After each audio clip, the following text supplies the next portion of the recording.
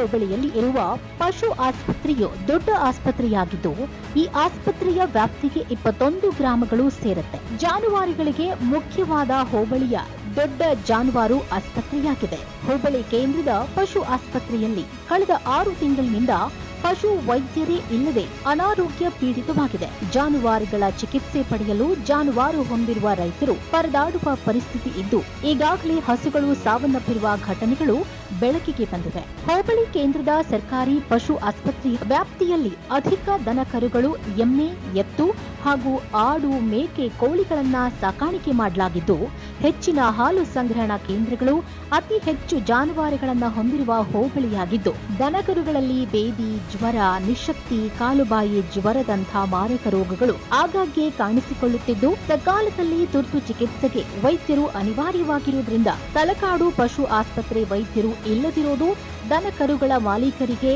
ಹಾಗೂ ರೈತರಿಗೆ ವೈದ್ಯರ ಸಮಸ್ಯೆ ಬಹಳ ಕಾಡುತ್ತಿದೆ. ಕಾಲುಬಾಯಿ ಜ್ವರಕ್ಕೆ ಕಳೆದ 5-6 ತಿಂಗಳಿಂದ 20ಕ್ಕೂ ಹೆಚ್ಚು ಕರುಗಳು ಸಾವನ್ನಪ್ಪಿದ್ದು, ರೈತರನ್ನ ಆತಂಕಕ್ಕೆ ಈಡು ಮಾಡಿದ ಸ್ಥಿತಿ ಹೋಬಳಿಯಲ್ಲಿ ಮನೆ ಮಾಡಿದ್ದು, ತುರ್ತು ಚಿಕಿತ್ಸೆಗಾಗಿ ರೈತರು ಪರದಾಡುವ ಪರಿಸ್ಥಿತಿ ಎದುರಾಗಿದೆ.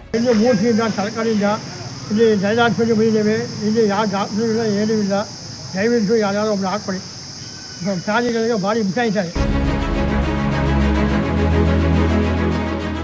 ನಮ್ಮಲ್ಲಿರುವ 2 ಕರುಗಳಲ್ಲಿ ಒಂದು ಕರುವಿಗೆ ಸರಿಯಾದ ಸಮಯಕ್ಕೆ ಚಿಕಿತ್ಸೆ ಸಿಗದೆ ಸಾವನ್ನಪ್ಪಿದ್ದು, ಇನ್ನೊಂದು ಕರುವಿಗೂ ಚರ್ಮ ರೋಗ ಬಂದಿದ್ದು, ಕರುವನ್ನ ರಕ್ಷಣೆ ಮಾಡಲಾಗದಂತಹ ಪರಿಸ್ಥಿತಿ ಇದೆ ಎಂದು ಸ್ಥಳೀಯ ನಿವಾಸಿ ದಾಸನಾಯ್ಕ್ ಹೇಳಿದ್ದಾರೆ.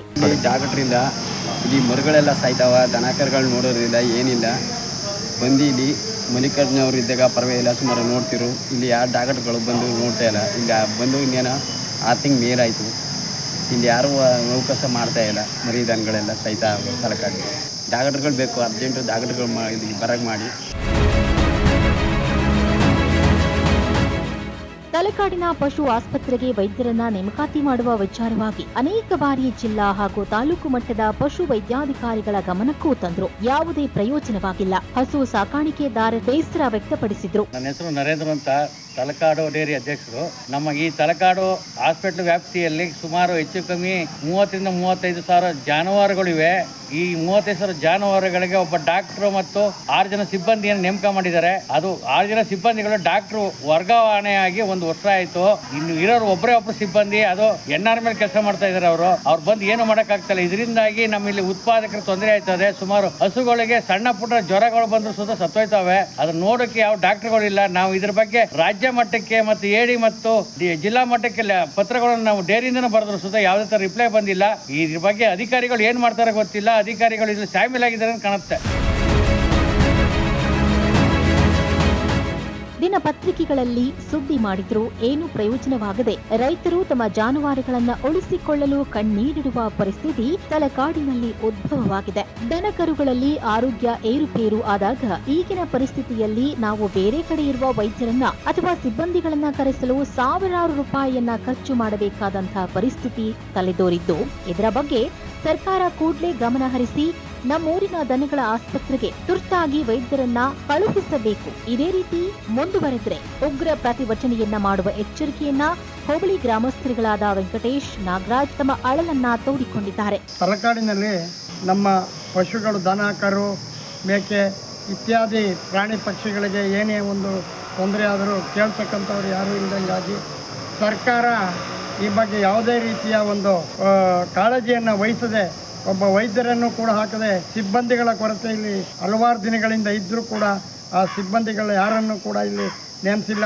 ಇಲ್ಲಿ ನೋಡ್ಕೊಳ್ಳೋರು ಯಾರು, ಏನೇ ಅನಾಹುತ ಆದರೆ ಜವಾಬ್ದಾರರು ಯಾರು ಅಂತಕ್ಕಂಥದ್ದು ಪ್ರಶ್ನೆಯನ್ನು ನಾವು ಕೇಳ್ತಾ ಇದ್ದೀವಿ. ಇಲ್ಲ ಸರ್ಕಾರ ಹೊಣೆ ಆಗಬೇಕು, ಇಲ್ಲ ಇಲಾಖೆ ಅಧಿಕಾರಿಗಳು ಹೊಣೆ ಆಗಬೇಕು.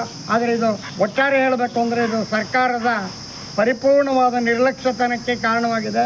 ಈ ಕೂಡಲೇ ಈ ಒಂದು ಪಶುವೈದ್ಯ ಆಸ್ಪತ್ರೆಗೆ ತಕ್ಷಣವೇ ವೈದ್ಯರು ಮತ್ತು ಸಿಬ್ಬಂದಿಗಳನ್ನು ನಿಯೋಜಿಸಬೇಕು ಅಂತ ಹೇಳಿ ಕೇಳ್ಕೊಳ್ತಾ ಇದ್ದೇನೆ.